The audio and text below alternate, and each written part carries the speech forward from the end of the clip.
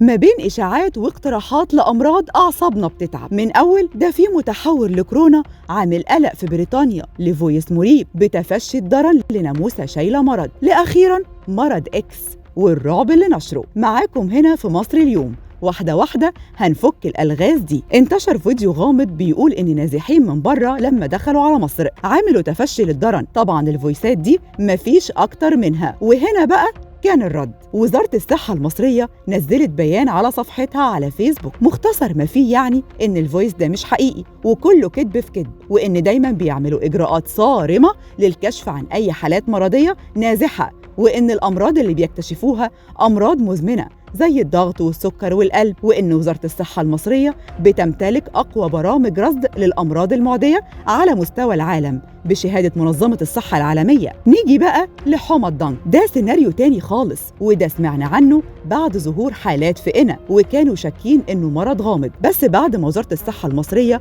عملت تحاليل للمرضى وللمية وللصرف الصحي وعينات من البعوض واليرقات، اكتشفوا إن في وجود لحمى الضنك أو الحمى المؤلمة للعظام، وهو مرض فيروسي بينتقل عن طريق ناموسة اسمها الزاعجة المصرية، وبيعمل أعراض شبيهة بالإنفلونزا مع حمى شديدة، وسبب انتشارها نتيجة السفر من أماكن مختلفة موجودة فيها الناموسة دي، وكمان تغير الطقس ساعد على تواجدها بشكل أكبر. ومش بيتنقل المرض من إنسان لإنسان، بيتنقل عن طريق نوع الناموس ده، وإنه لازم يقرص الشخص وينقله المرض، مش بالنفس يعني، وعلاجه بيكون راحة ومسكنات، وطبعاً لازم نستشير الدكتور. والحماية من المرض بتيجي من إن لازم نتخلص من الناموسة نفسها في أي مكان ونحاول ما نتعرضش لقرصها. كمان هي بتحب المية الراكدة، فنبعد تماماً عن الأماكن دي. طيب يا جماعة قولوا لنا بقى، هي مش كورونا خلصت؟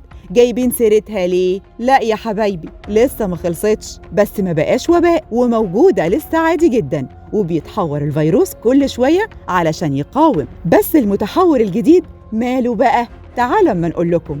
هو ملوش ولا حاجة، بس بنتعرف عليه. هو اسمه EG5 أو ايرايس، وهو أكتر متحور بيصيب الناس في بريطانيا وأمريكا حالياً، وعامل صدى وقلق ملوش زي، لأنه بيتنقل أسرع نوعاً ما من الأنواع اللي قبله، وأعراضه ما اختلفتش كتير عن أميكرون اللي عرفناه. والمتحور ده من سلالة أميكرون ومش أقوى من اللي فاتوا، بس زود الأعداد المصابة ودخول المستشفيات، وما زالت اللقاحات مؤثرة معاه بس بشكل أقل، وفي انتظار موافقة الFDA على اللقاحات المعدلة. وإن بما إن كورونا مازال موجود ممشيش لسه زي ما الناس بتتخيل، فخبراء الصحة قالوا لازم نشجع على أخذ اللقاحات، وكمان الممارسات الاجتماعية الآمنة زي لبس الكمامات وتهوية الأوض وخلافه اللي احنا حافظينه كله. وأخيراً بقى المرض الغامض إكس، مستر إكس اللي عامل لنا دوخة وقلق. مش بشوقكم ولا حاجة، هو غامض فعلاً، أو بمعنى أصح مش موجود، بس منظمة الصحة أطلقت الاسم ده على المرض أو الوباء اللي جاي، واللي متوقعين إنه لازم هيحصل بعد كورونا، وبرضه علشان تغيرات الطقس العجيبة اللي بتحصل لنا حالياً. بس منظمة الصحة عايزة تاخد عبرة برضه من اللي حصل في كورونا، وعملت كل احتياطاتها، لأنها كونت فريق من 200 ل 300 عالم بيشتغلوا على أمصال وعلاجات لأي مرض ممكن يتحور ويغير صفاته ويصيب البشر في السنين اللي جاية ويعمل وباء. وده طبعاً مش فراغ زي ما فكرت، لا خالص، هم بسبب تغير الطقس لقوا إن تغيير الحرارة أثر على سلوك أمراض كتيرة جداً، فحالياً بيتابعوا فيروسات كتير بحيث لو لاحظوا أي تغير فيها يكونوا مستعدين، زي ما بيتابعوا كورونا ومتحوراتها الجديدة، ويشوفوا طول الوقت أي متحور الفاكسين أو الأمصال ما زالت مؤثرة فيه ولا لأ، ومركزين قوي في أبحاثهم عن الفيروسات اللي ممكن تتنقل من حيوان للإنسان زي أنفلونزا الطيور. وهنا جه نهاية التقرير يا حلوين، اللي ما كانش ممتع خالص، بس حبينا نطمنكم يعني وخليكم حقانيين.